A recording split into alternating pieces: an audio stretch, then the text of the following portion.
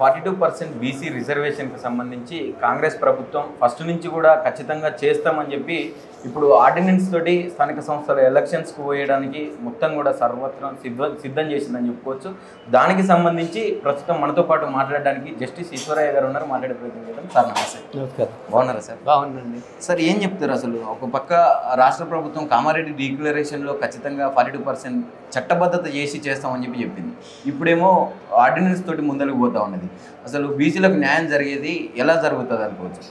ఇప్పుడు కామారెడ్డి డిక్లరేషన్లో చట్టబద్ధత ఎట్లా కల్పిస్తారో చెప్పకుండా, అంటే ప్రజలను మోసం చేసి దగా చేసి ఓట్లు దండుకోవడానికి ఇచ్చిన ప్రామిసే కానీ చిత్తశుద్ధితో ఇచ్చిన ప్రామిస్ కాదు అని తెలుస్తూ ఉంటుంది. ఎందుకంటే బీసీ కులగణన తక్షణమే చేస్తామని బీసీ కులగణన చేయలేదు.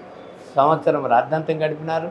తర్వాత బీసీ కులగణన కూడా ఒక చట్టం ద్వారా చేసి కులగణన చేయలేదు. ఆ కులగణన పోనీ జియో ద్వారా చేసినా కూడా అది ఒక ప్లానింగ్ కమిషను, మరి ఇంకొక డెడికేటెడ్ కమిషను, ఇంకొక వేరే ఇండిపెండెంట్ ఇవన్నీ చేసేసుకొని అది ఇంతవరకు ఒక ఇంటికి వచ్చి పర్టికులర్స్ కూడా తీసుకోలేదు. ఒక ఫార్మేట్ మాత్రం తయారు చేసినారు. అంతేగాని చట్టబద్ధత లేని కులగణన చేసి ఆ రకంగా వాళ్ళకి ఎట్లా 42% ఇవ్వాలని తెలియనప్పుడు నేను ఒక చట్టాన్ని తయారు చేసి తమిళనాడు తరహాలో 9th షెడ్యూల్ కలిపితే సాధ్యమవుతుందని ఒక డ్రాఫ్ట్ ముసాయిదాను ముఖ్యమంత్రి గారికి ఇస్తే మొత్తం ప్రెస్కి మీడియాకి ప్రజలందరూ కూడా అవగాహన చైతన్యపరిస్తే అప్పుడు జస్టిస్ ఈశ్వరయ్య గారు చెప్పేది కరెక్ట్, ఇది సాధ్యమవుతుందని ఆయన 2 చట్టాలు తయారు చేసి, ఒకటేమో బీసీ మనకు లోకల్ బాడీస్లో రిజర్వేషన్స్ 42%, ఇంకోటి ఏమో ఎడ్యుకేషన్ ఎంప్లాయ్మెంట్లో 42% 2 బిల్లులు తయారు చేసి అది పాస్ చేయించి అది అన్ని పార్టీలు దానికి సపోర్ట్ చేసినాయి. బీజేపీ, బీఆర్ఎస్, కాంగ్రెస్ అందరికి చేసి అది కేంద్ర ప్రభుత్వానికి ప్రెసిడెంట్ ఆఫ్ ఇండియా ఎస్ఎన్టీకి పంపినారు. ప్రెసిడెంట్ ఆఫ్ ఇండియా అది 31C కింద పాస్ చేసి కేంద్ర ప్రభుత్వానికి పంపిస్తే అది ఉభయ సభల్లో ఆమోదింపజేసి మరి ప్రెసిడెంట్ ఆఫ్ ఇండియాకి పంపిస్తే అది ఎసెంట్ వస్తుంది, లేకపోతే రాదు. అది కేంద్ర ప్రభుత్వం క్యాబినెట్ క్లియర్ చేస్తేనే ఉభయ సభల్లో వెళ్తుంది అది. కాబట్టి అటువంటి చర్యలకు ముఖ్యమంత్రి గారు ఎటువంటి ప్రయత్నం చేయలేదు. ప్రధానమంత్రిని ఎన్నిసార్లు కలిసినా ఈ విషయం మీద చర్చించలేదు. ఈ విషయం మీద చర్చించలేదు, తర్వాత ఎటు ప్రయత్నం చేయలేదు. ఇప్పుడు అక్కడ బీజేపీ వాళ్ళు నిన్న లీక్ ఇస్తున్నారు. ఏమంటున్నాడు రామచంద్రరావు గారు, ఎట్లా ఇది 50% ఎట్లా పెడతారు, 9th షెడ్యూల్ ఎట్లా పెడతారు అంటే బీజేపీ యొక్క నైజ స్వరూపం బయటపడ్డది. బీజేపీకి ఇష్టం లేదు కాబట్టి బహుశా వాళ్ళు ఏదో దీన్ని తిరిగి పంపుతున్నట్లు మన వీళ్ళకి తెలిసినట్లుంది కాంగ్రెస్ గవర్నమెంట్కి. అందుకని ఒక ఆర్డినెన్స్ ఒక బూచి చూపించి మళ్ళా ప్రజలని డైవర్ట్ చేయడానికి, వాళ్ళ యొక్క అటెన్షన్ మలపడానికి ఒక ఆర్డినెన్స్ని ఆయన గవర్నర్కి పంపినాడు. ఆ ఆర్డినెన్స్ అది ఆమోదం పొందినా దాంతో ఒరిగేయలేదు.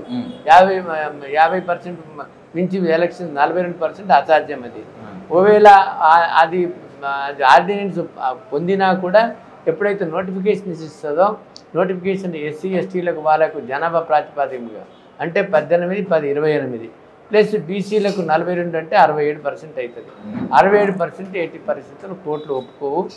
9th షెడ్యూల్ ఒకటే సరైనవి కాబట్టి ఇది మళ్ళీ ఇంకొకసారి మోసం చేయడానికి, దగా చేయడానికి ఏ రకమైన అవగాహన లేకుండా ఆ బీసీ నాయకులు కూడా, ఆ బీజేపీలో ఉన్న ఒక ఎంపీ గారు మొన్నటిదానికి బీసీ నాయకత్వం వహించిన మరి బీసీ సంక్షేమ సంఘం కూడా వీళ్ళందరూ ఆయనకు జోహార్లు కొట్టి శాలువలు కప్పి బహుపరాకని అంటే బీసీలను తప్పుదో పెట్టడానికి బీజేపీ కాంగ్రెసే కాదు బీసీ నాయకులు కూడా వాళ్ళు చెంతలు చేరి వాళ్ళకి ఏదో అడుగులకు మడుగులు వచ్చి లబ్ధి పొందడానికి చేస్తున్నారని అనుకోవాలి. అయితే ఇంకోటి కూడా ఇప్పుడు పెద్ద ఎత్తున బీసీలకు న్యాయం చేసింది ఓన్లీ బీజేపీ పార్టీ అని చెప్పి బీజేపీ నాయకులు చెప్తా ఉంటారు. ఇంకో పక్క రేవంత్ రెడ్డి గారు కూడా నేను ఢిల్లీకి పోయి కొట్లాడిన, బీసీ సంఘాలతో కూర్చున్న, ధర్నాలో పాల్గొన్నా అని చెప్పి చెప్తారు. అసలు ఎందుకు జాప్యమైంది? తర్వాత ఎందుకు అఖిలపక్షాన్ని తీసుకొని కేంద్రం మీద ఒత్తిడి పెంచే ప్రయత్నం చేయలేదు? అది మీరు రేవంత్ రెడ్డి గారికి అడగండి. మీరు ఎందుకు అఖిలపక్షాన్ని ఇక్కడ ఆల్ పార్టీ మీటింగ్స్ పెట్టి ఎందుకు రిజల్యూషన్స్ పాస్ చేయలేదు? తమిళనాడు తరహాలో తమిళనాడులో 4 సార్లు అఖిలపక్ష సమావేశం అయ్యింది. రిజల్యూషన్స్ 2 పాస్ అయినాయి.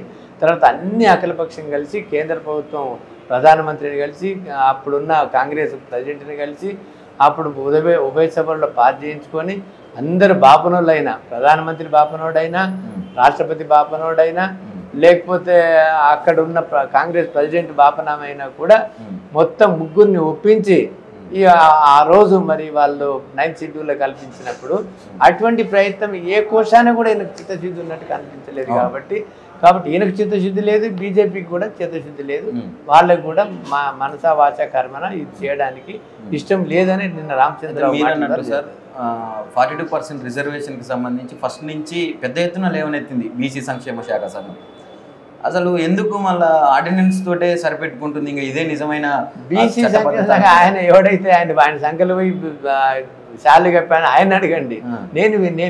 మీకున్న అవగాహన ప్రకారం అంటే రాజ్యాంగమైన అవగాహన లేనందువల్ల, కాన్స్టిట్యూషన్ నాలెడ్జ్ లేనందువల్ల వాళ్ళకు మరి ఒక అంటే ఏదో ఆయనకు ముఖ్యమంత్రికి బహుపారకు పంపడానికి లబ్ధి గురించో లేకపోతే నాలెడ్జ్ గురించి వాళ్ళని అడగాలి. కానీ నాకు ఆ విషయం నన్ను అడిగితే నేను ఫైనల్గా ఎట్లా న్యాయం జరిగేది, ఎట్లా బీసీలకు న్యాయం జరిగేది? ఎందుకంటే బీసీ రాజ్యాధికారం రావాలి, బీసీలందరూ చైతన్యపరచాలి, ఎవరు ఓటు వాళ్ళకి వేయించుకోవాలి, శపథం చేయాలి. నా జన్మలో నా ఓటు నా జాతికే వేసుకుంటే కానీ ఇంకొక అగ్రకులానికి వెయ్యను అని మొత్తం ఆల్ ఇండియాలో బీసీలు ఎప్పుడైతే శపథం చేస్తారో అంబేద్కర్ అన్నట్లు మనం చదువుకోవాలి, మన ఓటు మనం వేసుకుంటే మనకు రాజ్యాధికారం వస్తుంది. అంతవరకు చైతన్యం రాదు, రాజ్యాధికారం రాదు.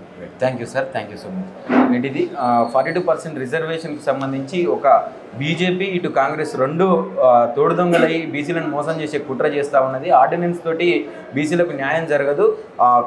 రెండు పార్టీలే కాదు, బీసీలలో ఉన్నటువంటి కొన్ని బీసీ సంఘాలు కూడా ప్రధానంగా బీసీలను మోసం చేసి తప్పుదోవ పట్టించే ప్రయత్నం చేస్తూ ఉన్నారు. కానీ కళ్ళు తెరవాలి, బీసీ సమాజం అంతా కూడా మేల్కొని మన ఓట్లు మనం వేసుకొని బీసీ సమాజాన్ని నిర్మించుకోవాలని చెప్పి కూడా జస్టిస్ ఈశ్వరయ్య గారు చెప్తా ఉన్న పరిస్థితి చూస్తాం. కెమెరా పర్సన్ ప్రవీణ్తో నవీన్, ఆర్జే టీవీ, హైదరాబాద్.